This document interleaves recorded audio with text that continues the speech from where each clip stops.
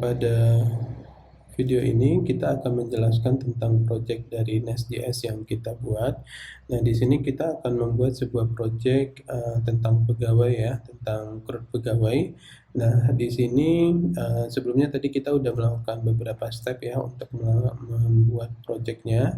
Jadi yang pertama itu tadi kita melakukan yang namanya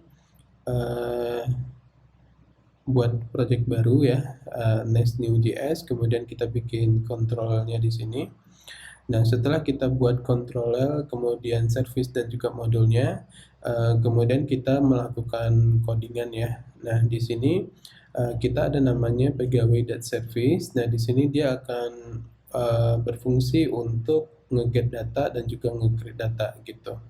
Nah, untuk proses get datanya ini untuk semua data. Kalau ini adalah proses untuk input data ataupun untuk memasukkan datanya.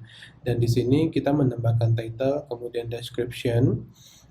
Kemudian setelah ini kita ke bagian controller. Nah, di bagian controller ini kita akan mendeklarasikan dekorator ataupun metode yang akan kita gunakan untuk proses get ataupun postnya. Nah, get ini untuk get data, kemudian post ini adalah untuk penambahan data, seperti itu. Kemudian setelah proses yang dua ini, selanjutnya kita adalah proses untuk menjalankan ya. Jadi prosesnya di sini. Nah, di sini yang tadi kita rubah itu kita cuman menambahkan course.true ya, agar nanti endpointnya kita bisa akses gitu. Jadi kalau sekarang kita akses, dia akan seperti ini, tapi nanti pastikan terlebih dahulu kita menjalankan npm run start-nya ya. Nah, kita menambahkan npm run start di sini.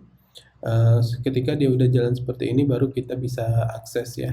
Nah, kalau secara contohnya kita bisa akses di sini, ini dia seperti ini, cuman dia tidak sesuai dengan project kita gitu.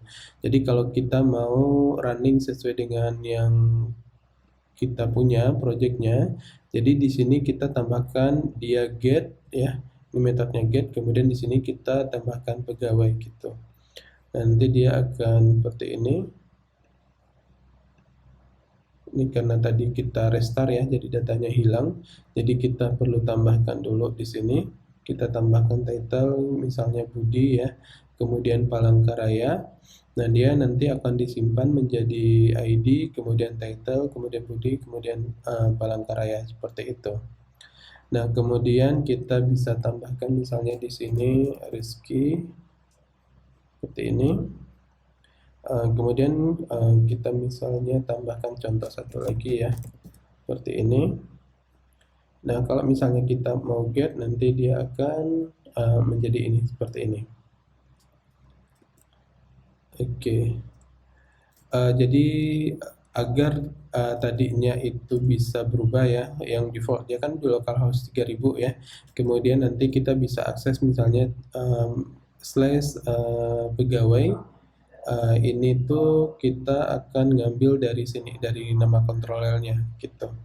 Nah, yang ininya biar bisa kita panggil kontrolnya ini. Nah, di sininya kita tambahkan yang namanya course true ya. Nah, ini dia biar bisa kepanggil endpointnya, seperti itu.